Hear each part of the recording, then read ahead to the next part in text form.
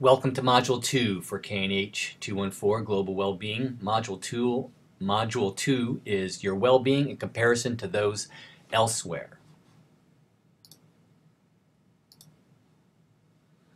In this module, we're really going to get into a little bit more on your well-being. We'll focus a little bit more on this eudaimonic well-being, and I'll give you a little bit of my take on that. So your well-being and the feel of well-being will kind of go together. Then we'll kind of broaden out a little bit and get into the central capabilities notion by Nussbaum. We'll get into well-being in other places, focusing on Japan and a tribe called the Matsugenka. And then we'll end with this focus on institutions and well-being. Much of this information in this module, in this lecture, some of that will be tested on the quiz. Some of it is just kind of for your information to kind of push you a little bit beyond maybe how you normally might think about your life and about well-being, or how you have thought. Now with your well-being, obviously there's many ways that you can look at this, but just to kind of give you the broad brush, one popular positive psych approach right now is called PERMA, pleasure, engagement, relationships, meaning, and accomplishment. Martin Seligman, kind of a bigwig in positive psych at the University of Pennsylvania, has kind of come up with this idea and notion, but there's many others as well. One of your learning activities focuses on doing something relating to a positive psychology technique. Some of those techniques come out of this idea of PERMA. Now, Nettle, in reading number 10, has some warnings about levels 1 and levels 2 of happiness. Remember, level 1 was more of that hedonic well-being, and level 2 was more of that subjective well-being in terms of happiness. And what he argues in reading 10 is that evolution has not set us up for the attainment of happiness, only its pursuit. So this is tricky business, because if you keep trying to pursue happiness, you may not attain it. But that's what, in some ways, evolution has designed us to do. So happiness is there for a reason. It may not necessarily be the reason you want. The pursuit of happiness and the belief that we'll be happy in the future keeps us going. You can look at this in two ways in terms of is it good or bad, but in terms of what the literature suggests, typically most people say they're happy. So why do we focus so much on happiness when most people say they're happy? Happiness is relative. Typically we base our happiness in comparison to other people. Other things about happiness, we adapt quickly to life experiences in terms of positive or negative, and we basically return to our typical level of happiness after these experiences. People believe they're more happy in the future than they are now, but in fact they seldom are. So stay in the moment can be helpful. Societies don't get happier as they get richer. Now there's a certain level certainly at which economics affects happiness, but the literature does suggest that after a certain point, most people with a relative income, you're not going to get any happier as you get more wealthy. So remember that. People are consistently wrong about the impact of future life events on their happiness. So we tend to overestimate the effect of life things on our happiness, for good or bad. So we tend to overestimate the impact of good things, we tend to overestimate the impact of bad things, and so forth. So there's a lot of kind of tricky things going on there in terms of happiness and well-being.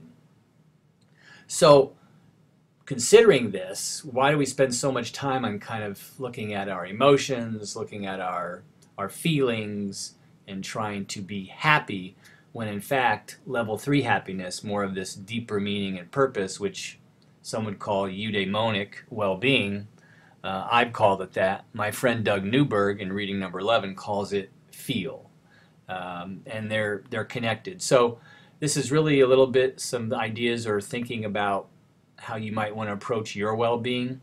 You basically feel eudaimonia. This isn't always easy for people to understand or get, but I'm kind of hitting you with it just to kind of push the envelope a little bit. That's my job, I believe, as a professor, and I'm teaching a course on well-being. But basically, when you feel personally expressive or alive or vital or free, that's eudaimonia. That's level 3. So that's how you create and live level 3 happiness. My contention would be is level 3 happiness is much more amenable to change than level 1 or level 2, which seems to be kind of relatively consistent throughout our lives in terms of our feelings and emotions and how we kind of reflect and reflect on our lives in terms of life satisfaction, for example. So in terms of this eudaimonic well-being, I'm pushing a little bit to really kind of explore this a little bit for yourself. But it's not so much an outcome or an end state as it is a process of fulfilling one's daimon or true nature. So what's your true nature? What's fulfilling for you in terms of your potentials, living as one was intended to live? So that's really what we're getting into with eudaimonia. Again, this is a short lecture, so we're not going to get into everything. But eudaimonia is felt meaning. So you can look at KNH reading number 15 and get some more on that. There's a strong connection between how you feel and the quality of your life, how you feel and your ability to make change. We don't get a lot of help with eudaimonic well-being because most of literature focuses on levels 1 and level 2, not level 3. And experts talk a lot about happiness and positive emotions, but there isn't much change going on for most people when they explore happiness in that way. Dr. Oz, he's been in the news lately, not in a good way.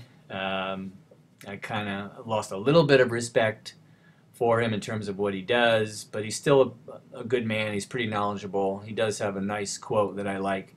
People do not change their minds based on what they know. They change based on what they feel. Jane Brody, a writer for the New York Times, it's how these activities make me feel. So this word feel is something that you might want to consider in terms of how it connects to your well-being. So eudaimonic well-being, it's about feel, not feelings or emotions or thoughts. Again, sometimes people are kind of like, oh, is this touchy-feely, or I don't quite get it. And I understand that, certainly, but it's something to consider. So feel, what is that? I see it all the time in people, right? Just showing you some pictures relating to this idea of feel. Forrest Gump, that movie's now 20 years old, so I'm dating myself, but Forrest Gump, in that movie, if you watch the clip, he just felt like running that day for no particular reason. I decided to go for a little run. I just felt like running. So, Forrest Gump, he knows about feel. Swimmers, old surfers, drummers. I play the drums for free. John Molo, who's been a drummer, been fortunate enough to follow his career over time. Archers, golfers, feel your way to lower scores. Bob Dylan, why do you sing? I like the feel of singing. Elvis, rock and roll music. If you like it, if you feel it, you can't help but move to it. Blues is easy to play but hard to feel. Jimi Hendrix. Einstein. Few are those who see with their own eyes and feel with their own hearts. Maya Angelou just passed away recently. I've learned that people will forget what you said, people will forget what you did, but people will never forget how you made them feel. Oprah. You know what it is you're supposed to do by how it feels. And so you know if you're doing the right thing, if it feels like it's right to you. And when you hit the thing that feels right, you know it's right because it gives you the juice and you would do it for nothing. So again, this idea of feel is all over the place. Once you start paying attention to it, you can create it. Newberg writes about this in reading number 11, I believe, in terms of a few readings where I kind of hit you with this. In terms of feel, how you want to feel, you kind of have to explore that a little bit. You prepare for that. Certainly there's going to be things in the way with obstacles, and when that happens, you need to revisit and that feel. And in my view, this is really what optimal well-being, that level 3 happiness. This is really the process for optimal well-being. You can call it eudaimonia, you can call it feel, call it what you want, but that's really the process. So ask yourself, remember this section is on your well-being, and then we'll get into kind of how it compares to others or other places. But how do I want to feel? Ask yourself that question. What makes you come alive? When do you feel like you got the juice? What does it take to get that feel, right? How do you prepare for that? What keeps me from that? What gets in the way, either internally or externally, right? And then how do you get it back? And so are you willing to work for your own well-being? Right? Again, this isn't a self-help class per se, but it is global well-being, and we start with ourselves. So you get the idea. I know I kind of hit you with this relatively quickly, but that's kind of the process that I've been exploring and investigating for a number of years now, relating to well-being. So, how you feel matters. It's simple but not easy. Sometimes you got to let yourself out there, be vulnerable, need to let go, need to trust yourself, and you need to pay attention to moments, experiences that bring you alive. Again, it's pretty simple, but not easy, right? I feel alive when I'm teaching. I feel alive when I'm writing. I feel alive when I was playing with my kids, when I'm with my wife. Those things make me feel alive, and so I build and cultivate those things into my life on a daily basis, and I feel like I'm somewhat on a path of optimal well-being. So, when finding a new picture, we don't think of grown-ups, we don't think of children, but just of that fine, clean, unspoiled spot in every one of us that maybe the world has made us forget, or that maybe our pictures can help us recall. So, who said that? If you want to email me with your answer, I'll give anyone who gets it right 1 point on quiz number 2. And so that relates again to this idea that we all have this magic kind of feel within us, this eudaimonia that we can cultivate, sometimes on our own, sometimes with some help. So where do you start? Joseph Campbell, the big question is whether you are going to be able to say a hearty yes to your adventure, the adventure of the hero, the adventure of being alive, in terms of your own well-being. That's the place to start. And Newberg, again, writes about this. Feel is a skill, so you can create the feel that you want, right? Oprah talks about it, Oz talks about it, lots of people talk about it, but ultimately it's a skill you can create, you can cultivate it. Feel is data, the data that informs your energy into flow and rhythm. So you can pay attention to this data. You can collect your own data. You can feel the way you want more than you might think, right? Even in the face of lots of obstacles, you can still kind of have this feel, but you got to pay attention to how you want to feel.